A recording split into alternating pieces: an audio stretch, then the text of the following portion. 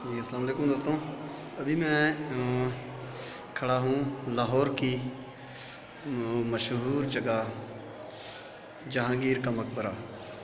जहांगीर का मकबरा ये कोई 1630 या 35 में शायद उसके बेटे शाहजहाँ ने तामीर किया। और ये बड़ा अजीम शान जो है ना इमारत है।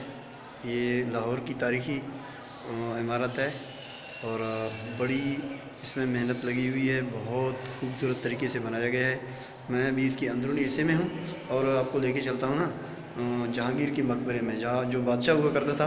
अभी यहाँ आराम फरमाया है। मैं चलो जाके देख लेते हैं उसके मकबरे को, ज़रा आपका भी दीदार करवा दूँ।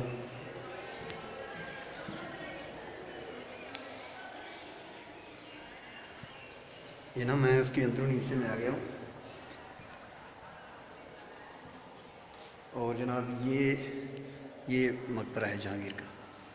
ये जहांगीर का मकबरा है, आप देख सकते हैं। ये बहुत बड़े बादशाह थे अपने दौर के, मुग़ल बादशाह। मुग़ल सल्तनत जो पूरी दुनिया में बड़ा मशहूर था, हिंदुस्तान में पूरी इनकी हुकूमत थी। तो आज वो बादशाह एक बहुत मशहूर बादशाह यहाँ आराम फरमाया। आप देख सकते हैं मुसलमानों का बड़ा सुनहरा दौर रहा है हिंदुस्तान में, जिसमें जहांगीर बादशाह भी बड़ा मशहूर बादशाह था। और ये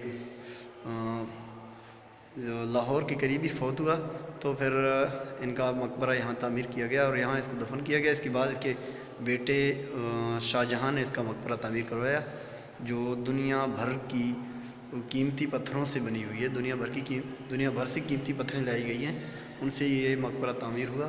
तो आप देख सकते हैं। बाद में रंजीत सिंह ने इस मकबरे को नुकसान भी पहुँचाया। ये चारों तरफ बहुत बड़े रकबे पर जो है ना बनी हुई है।